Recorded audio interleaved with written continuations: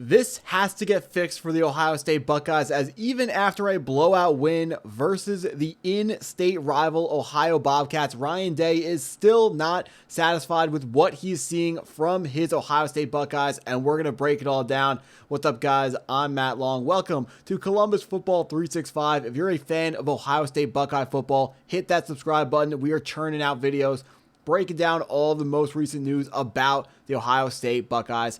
Let's get into the news for today. Coming from Scarlet and Game, Ryan Day was not happy with everything that occurred on Saturday night. Following the game, Day made it clear that he was not thrilled with Sayin's decision-making. He had 2 bad interceptions in the game, and he didn't look very sharp. But that wasn't the thing that made Day angriest about the game. The red zone offense was. Day was not pleased with how the team executed in the red zone, and he said that starts with him. He said, when we go down into the red zone, we weren't able to execute. I'm going to watch the film and figure out if it was the scheme, if it was the coaching, or if it was the personnel. We've got to do a better job when we get down in the red zone. Ohio State needs to be able to put touchdowns on the board instead of field goals, especially against an inferior opponent. Now, this game started off a little bit slow for the Ohio State Buckeyes offense, and it wasn't really a problem with yards. It was once we made it into the red zone, the offense just grinded to a halt, and we were forced to take field goals instead of touchdowns. Everyone was mentioning on Twitter how the game could have been a lot closer if the quarterback for Ohio, Parker Navarro, if he was not injured early in the second quarter, the score could have been different. When Navarro came in the third quarter, he instantly led a touchdown drive where I think it was a little bit fluky. He was clearly better than the other quarterback that they were rolling out, and it would have been, there really could have been a difference in score if Parker Navarro would have played for the entire game. I'm not saying Ohio State wasn't going to win and win big, but it definitely would have been bigger. But one of the number one things of how this team is working out right now is everyone is looking at the development of one starting quarterback, Mr. Julian Sayin. His stats against Ohio was 25 completions on 32 attempts for 347 yards, averaging almost 11 yards per completion, 3 touchdowns, and those 2 interceptions mentioned by Ryan Day after the game. Now, they were tip drill stuff. They were, batted at the line and absolutely tipped everywhere. But when you're a quarterback, tips are on you. You got to make sure that you're throwing the ball with the right trajectory. Make sure that they are not tippable balls. Make sure you're throwing, not directly over the head of defensive linemen when they're looking right at you and ready to jump up and ready to make a play on the football. But great to see that Julian Sayin is settling in to be the quarterback for Ohio State. The first game versus Texas, he looked very scared, and they pretty much baby-proofed the offense for him, which is kind of what you have to do when you are, 1, a team that has a very inexperienced quarterback, and you're 2, going against another team that has a similarly inexperienced quarterback in Arch Manning for the Texas Longhorns.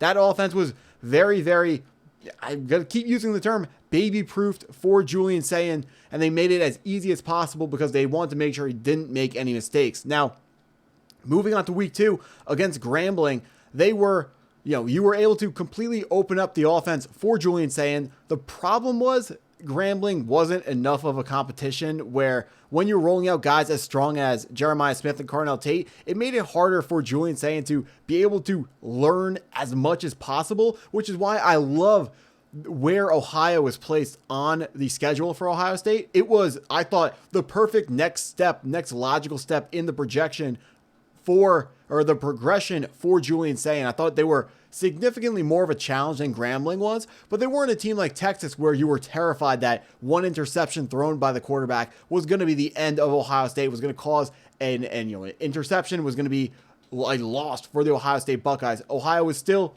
they were out-physicaled too much on defense, and you could see that when we got, Bo Jackson in the open space, how much faster our guys were because, number 1 overall team in the country versus Power 6 conference team out of the MAC. Very, very strong team in terms of MAC teams, but Ohio State is expected to be and will always be significantly better than whoever's coming out of the MAC conference. Now, Julian Sayin, he's showing more and more development, and we want to hope that continues. But looking at currently where the new college football polls are coming out, Ohio State still in first place, 55 votes for first place according to ESPN. Penn State, LSU, Miami, and Oregon also getting first place votes. And as we can see, there are 3 of the top 6 ranked teams in the country are from the Big Ten. I think this is the first time that I can truly say from myself watching college football that the Big Ten is actually stronger than the SEC. As you can see, 4 Big Ten teams in the top 10. Illinois slotting in at number 9 as well. So the Big Ten this year is absolutely no joke. Last year, you could have argued that the top of the Big Ten was better, or the Big Ten was better than the SEC because the top was better. The best 2 teams in the regular season last year were Oregon and Ohio State. But then I would argue that the depth of the SEC made that overall a better conference. But this year, the Big Ten, the top of it, it's just too strong. It cannot be ignored. Number 1 and number 2, even if you were someone like myself where I'm saying I've seen it from LSU, or maybe the Clemson win wasn't good for LSU, but I've seen it from Miami. I've seen it from Georgia. I've watched these teams take out top football programs, and I know that they deserve to be ranked very, very highly. Penn State hasn't proven that they deserve an extremely high ranking, like the 2nd overall spot in the country. James Franklin, he's known for losing big games. I really have to strongly disagree with Penn State being as ranked as highly as they are, even if they have an extremely, extremely experienced quarterback in Drew Aller. How good really is he? Today, he's better than Julian Sayin, but Julian Sayin also has 3 starts under his belt. Drew Aller has, way too many starts under his belt to still be as inconsistent as he is. Ohio State, the Big Ten's going to be no joke. We have Illinois coming up pretty soon on the schedule. You have to imagine that's going to be a huge deal when we are traveling to Illinois to play that game. College football game day, probably going to be on campus at Illinois for that game. Can't wait for that one. Luke Altmaier, fantastic quarterback for the Fighting Illini. But right now, all the sights have to be set on Washington for Ohio State. No joke. Going to the Husky Stadium, it's a really, really loud stadium. Super underrated in the construction of the stadium, the design, the way they put it together. It's to make the lower number of seats sound like there's so much more people in the stadium. This stadium is going to be loud. It's going to be rocking. They want to make an upset here. Just like I was saying, don't sleep on Ohio. And I really think, it was right to say don't sleep on Ohio because they stuck around a lot longer than people were expecting. Washington is another team that we absolutely cannot sleep on because, Kalen DeBoer is not there anymore, but they still got a head coach who knows what he's doing. They still got a full coaching staff that knows what they're doing, and Washington is absolutely no joke. A team that cannot be slept on. They're not going to win the Big Ten, but Ohio State is going to get everyone's best shot because everyone sees that number 1 ranking, and they all want to be seen for the next couple years. They want people to look back and say, we knocked off the number 1 team, and a team that may even be, in the Ohio State Buckeyes, may even be a back-to-back repeat national champion. Now, moving on to the next game after Washington, Minnesota lost a late game against Cal. Cal has a tremendous, I believe he's a true freshman quarterback. I can't pronounce his last name, but he's looking really, really good. But Minnesota, I was a little bit worried after they absolutely shellacked their Week 2 matchup. I was worried that maybe they were going to be a more difficult team to match up with. Losing to Cal puts those worries to rest a little bit, but that matchup against Illinois on the road, against a veteran quarterback, against a very, very well-ran team, that's going to be a problem. Wisconsin got blasted by Alabama this weekend.